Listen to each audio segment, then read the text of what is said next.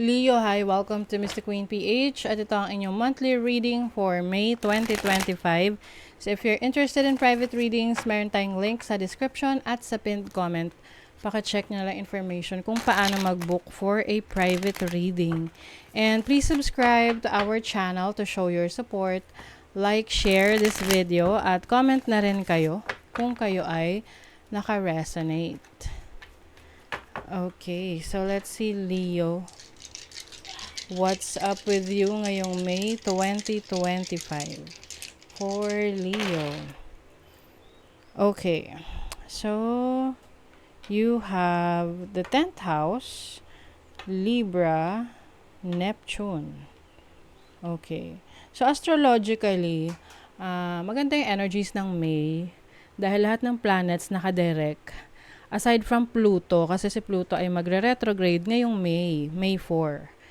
Ayan. So, kung nasan man ang Aquarius sa inyong natal chart, so maaring yun yung maapektuhan na part ng inyong life. But, Pluto is a planet of transformation, change. So, ito yung mga bagay na kailangan mong i-reassess sa buhay mo. Kung ano yung mga bagay na open ka na may pagbabago or may baguhin. Okay? So, some of you, Leo, meron ditong Neptune in the 10th house. So 10th house is your career, your reputation. If kayo ay nasa entertainment industry, no, in any way or form, pwedeng social media, content creation, or nasa singing career kayo, acting career, so I think mas magbo-blossom yung inyong career path ngayong May. And Libra energy here is also having this knowledge or wisdom kung ano yung makakabuti para sa trabaho mo, para sa career mo, para sa business mo. And Neptune here is may pagkaano siya, no, yung out of reality, pero use that energy to manifest your desires. Kasi 'di ba? Kaya nga iba nagma-manifest ng mga bagay na wala sa reality nila kasi they want to bring that yung desires nila into their reality, and this is the perfect time for you na i-manifest mo yung mga gusto mo for your career, for your business, at kung ano man yung mga pinagkakaabalahan mo na nagshi-shape ng iyong future. Okay? So, tapping into your creative talents and your creative mga skill set mo. You have Suwilu. So, Suwilu is energy siya ng sun, which is your energy, Leo. So, I think you will gain attention, you will, parang star of the night, ganyan, or you are center of attention ngayong May. You will gain recognition as well. At this is also clarity sa mga bagay na gusto mong gawin or sa mga bagay na gusto mong i-pursue sa buhay. You also have Canis, which is your creative talents, creative skill set. So, yung iba sa inyo, mas makikilala kayo dahil sa inyong talento, dahil sa inyong abilidad, sa skill set ninyo.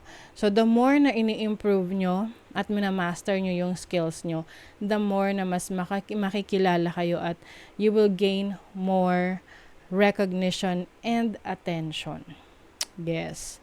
You also have Manas. Manas is about humanity. So, some of you, maaring meron kayong pagiging part kayo ng isang community or a group that helps other people. So if you are into yung may pagka charitable ka, so pwedeng ikaw ay merong mga taong matutulungan. Pwedeng ang pagtulong kasi hindi lang yan sa pera or physical na gifts, but pwede rin tong knowledge. So maaring meron kang i-share na knowledge, information, skill set sa iba that will help them para ma-improve din yung kanilang mga sarili.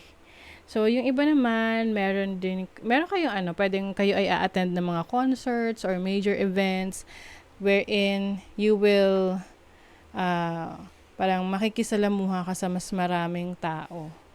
Pwedeng a-attend ka ng convention, seminar, ganyan. Okay, so let's see what else, Leo, for you ngayong May 2025. Grabe no, ang bilis ng panahon. Malapit na naman tayo sa kalahati. Oh, psychic protection. Yes. So, this is also the time for you to protect your energies. Maaring merong mga tao sa paligid mo na dinedrain ka. Ito yung mga tinatawag na energy vampire. Pagmasdan mo, no, kung sino itong mga taong nakakausap mo, na kapag nakausap mo, parang pagod ka after. So, yun yung mga iwasan mo. Ibig sabihin, dinedrain nila yung energy mo. You also have justice, so this is about balance, bringing balance into your life, bringing harmony sa buhay mo. So, whether this is financial harmony, kung ano yung needs mo, pangangailangan mo, matutugunan yan. Okay? You also have organization, so like what I mentioned kanina, you might be part of an organization or a group na meron kayong parehong interest or parehong objective. This is also about planning. So, maaring meron kang ipaplanuhin regarding sa kung paano mo maisa sa katuparan yung mga goals mo ngayong May. So, malaking tulong yung meron kang time management para lahat ma-accomplish mo. Kumbaga na mo monitor mo yung progress mo. Okay, let's see what else, Leo. You have the King of Pentacles. Wow, so leadership role para sa iba sa inyo. Kaya lang yung iba, itong leadership role na ito ay maaring maging stressful for you, no? Pagdating sa trabaho. Pero syempre, paano ba tayo magtatanggal ng stress, 'di ba? So maraming paraan para mag-de-stress, mag-relax. So yun yung gawan nyo rin ng time. Hindi yung puro trabaho, pagod ka, tapos drained ka na, nawawalan ka tuloy ng spark or motivation. So, keep things in balance rin, Leo. You have the Star, the Five of Pentacles. I think if you have a financial struggle, ngayong May, masusolusyonan mo yan. The Star is about hopes, dreams, solution, healing. So, this can be healing from your financial difficulties. So, diba? You have the Three of Cups, which is about celebration. So, yung iba sa inyo, meron kayong isa-celebrate na achievement sa inyong life. So, some of you, itong isa-celebrate nyo na ito, maaring may kinalaman sa career, lalo na kung yung iba sa inyo ay na-promote or nagkaroon ng salary increase, or mas naging maganda yung estado ng trabaho nyo. O, diba? You have the North Star, which is your destiny.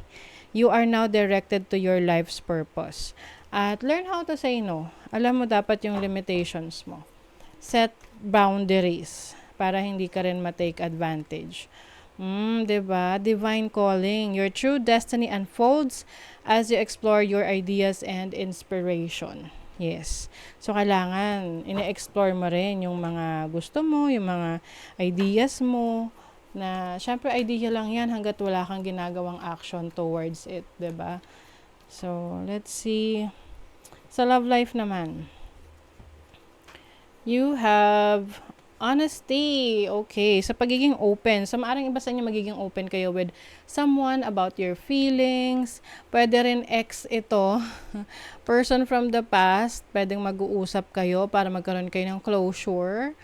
Or person from the past na magkakaroon kayo ng kaliwanagan about what went wrong, ano yung naging problema ninyo in the past.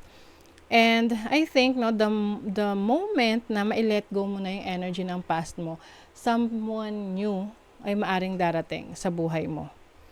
And some of you maaring meron talagang new person na parang nire-reassess mo pa if this person ay talagang para sa'yo. Lalo na kung hindi ka pa nakaka-move on from your past relationship. So, it's time to let go of your past para naman maging open ka na for new beginnings.